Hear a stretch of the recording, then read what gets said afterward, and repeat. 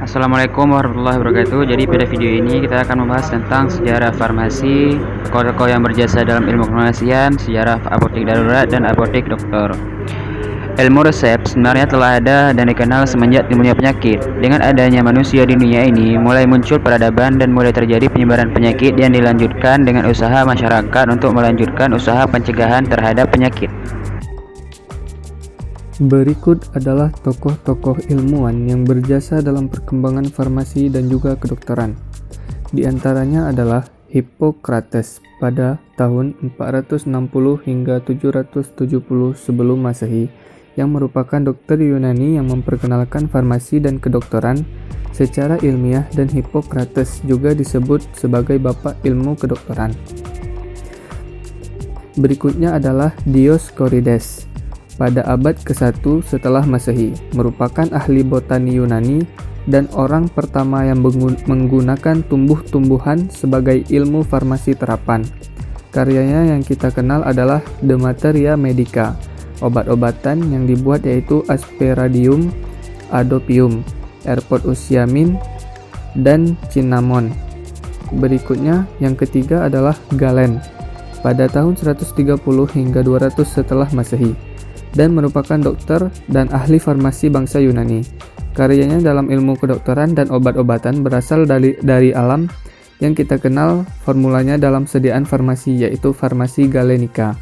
Yang terakhir adalah Philippus pada tahun 1493 hingga 1541 setelah Masehi, yang merupakan seorang dokter dan ahli kimia dari Swiss yang menyebutkan dirinya Paracelsus, yang sangat besar pengaruhnya terhadap perubahan farmasi di masa itu. Ilmu farmasi baru menjadi ilmu pengetahuan yang sesungguhnya pada abad ke-17 di Prancis pada tahun 1797. Setelah berdirinya sekolah farmasi pertama di Prancis, kemudian buku-buku tentang farmasi mulai diterbitkan dalam bentuk buku pelajaran, farmakope, majalah, maupun komentar-komentar.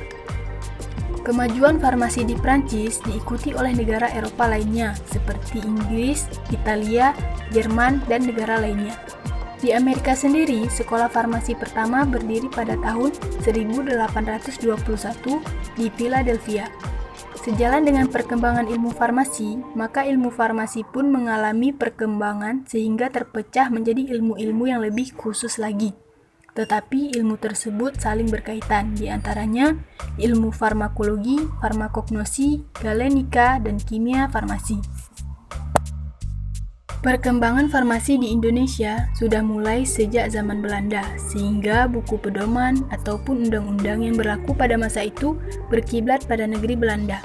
Setelah kemerdekaan, barulah buku pedoman maupun undang-undang yang dirasa masih cocok akan tetap dipertahankan, sedangkan yang tidak sesuai akan dihilangkan.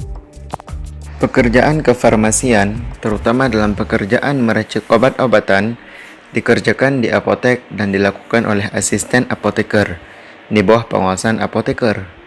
Di Indonesia, pernah ada yang namanya apotek darurat melalui Undang-Undang Nomor 4 Tahun 1953 tentang apotek darurat yang membenarkan seorang asisten apoteker untuk memimpin sebuah apotek, di mana pada saat itu belum ada apoteker dari Indonesia.